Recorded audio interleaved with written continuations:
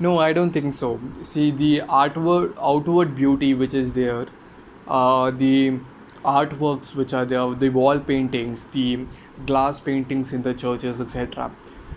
It is, there are people, I'm in my opinion, yes, I have seen in my life there are people who are attracted to these paintings, and who are attracted to these paintings because of a human appreciation towards the artwork, and they go to these churches, they sit for some time, and they hear the sermons. They perhaps would come once or twice, then they hear a sermon which is very beautiful, and then they are more interested in Catholic faith, and then they finally become Catholics. I have heard of stories like that.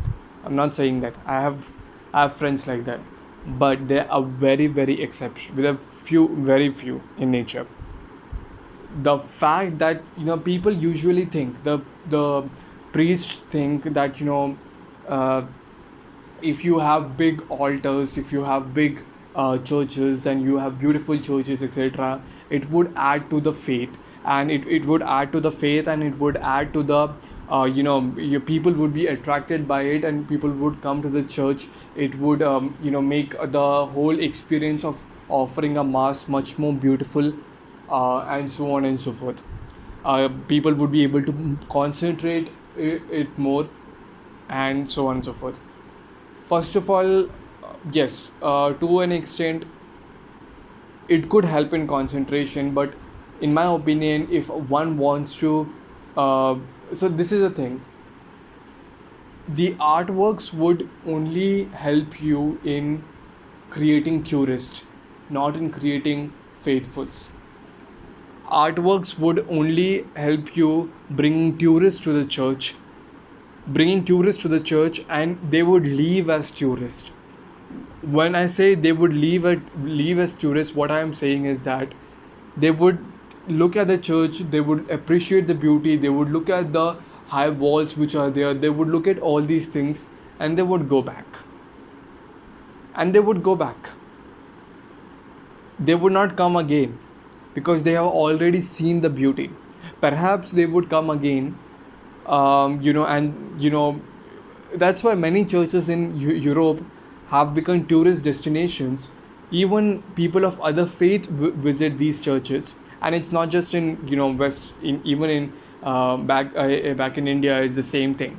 Some churches are very beautiful. People visit them, but at the same time, it's for purpose of tourism. What's the thing, that majestic beauty which is there in the church, you just you are mesmerized by that only for few hours, few days, maximum few months. After that, for you, is just an ordinary structure. And that's the thing, your eyes are into it, and you just you know you know that, okay, fine, yeah, that's the thing. It's not as beautiful as you saw it. I don't know, in economics you have the theory of marginal utility, we say, which means the first time if you consume ice cream, you find it very tasty, but the more and more you consume ice cream, that utility of that ice cream decreases, and you find it less tasty in the 10th time. And that is the thing with most of the things in our life, right? When the first time when you look at it, it's so beautiful, you want to have more of it, but then afterwards, it's normal for us, and then perhaps we get frustrated with that. Similarly is the thing with this artwork and beautiful things. See, I went to Taj Mahal. I don't know if people around the world have the same experience with Taj Mahal, but when you see the Taj Mahal, and when you, especially with the entrance and all that stuff, you look at it, you find it, wow, what a beauty. I mean, what a majestic structure. And this I'm not this nothing of that sort comes to me, that in Taj Mahal there are mosques here, there are mosques there, and you are etc. For me, I actually went to one of the mosques. By mistake, I took the footwears inside. Because for me, I was not visiting a mosque, I was visiting a monumental structure which is beautiful. The Taj Mahal is a tomb of Mumtaz Mahal, and it's a structure which is gigantic, which is majestic, which is beautiful, which is earning a lot of money to the Indian government. But at the same time, that one feeling of mesmerization that happened to me, in my opinion, um, when I was mesmerized for the first time, it would happen for third time, fourth time, maybe fifth or eighth time. That's it. If you ask a rickshaw wala, in rickshaw wala means the cart driver, which basically you could say as a taxi in a taxi driver or a cab driver in India, who used to carry you in bicycles, etc.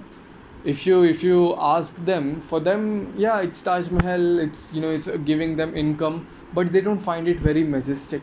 Why? Because they have seen this thing since birth, and they have seen this thing their entire lifetime. So for them, it's not that beautiful. When I go to when I earlier when I used to go to cathedrals, the cathedral in my parish, that cathedral was a majestic building and was so beautiful.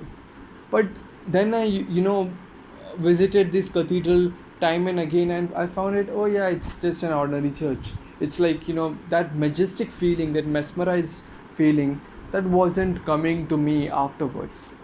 And I attended in my parish. It was it was not even a church fully, if you want to say it like that. It was just an auditorium. It was just an auditorium. And during Sundays we used to just bring a crucifix and an altar, and we used to offer the mass with no artwork, nothing, just a crucifix and an altar. And after the mass, that crucifix and that altar was taken back, and it was an auditorium for people in general. That was the kind of parish that I grew up in. But yes, my faith is still there.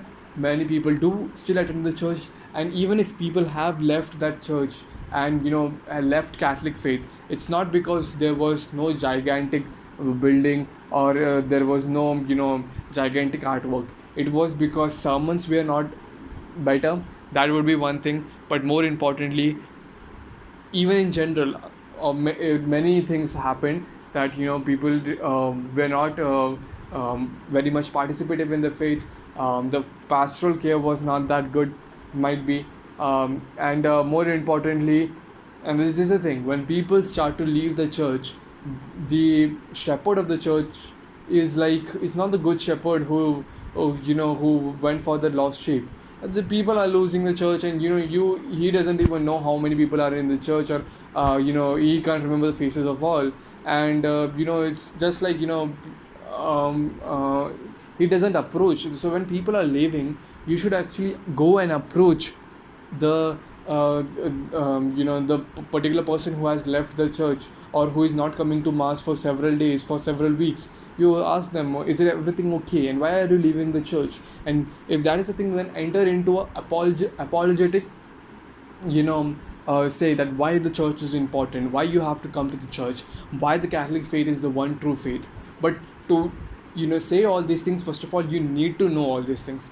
And in unfortunately, in with regard to our faith, many of the clergy even don't cannot answer many things which need to be answered in terms of apologetic questions, and apologetics in general. So in my opinion, that's something that we need to answer. We have uh, what to say, we have the people who are there in I was actually watching videos about a particular church in a particular diocese in France, who was where the church was sold out to Muslims for making mosques. because there are hardly any practicing Catholics out there who attend the church every Sunday. So and there is no use of these many buildings which are there. So they basically sell these churches. I was hearing, one of the prayer requests sent to a Catholic website in India, where the person was praying. I also sent my prayer request for my personal intentions, and there were many prayer requests in that website that was shown. One of the prayer requests that was just two three prayers near to me was this, that he was asking Mother Mary to give more and more churches to make sure that they convert to Hare Krishna temples. Hare Krishna temples are basically temples of Hindus community called ISKCON. So they are saying that we converted this particular church to a Hare Krishna temple. We converted that particular church to a Hare Krishna temple. Why are these churches being converted to Hare Krishna temple? Because there is nobody to come into those churches. Gigantic churches. There are several monasteries which are sold to. I was reading about this.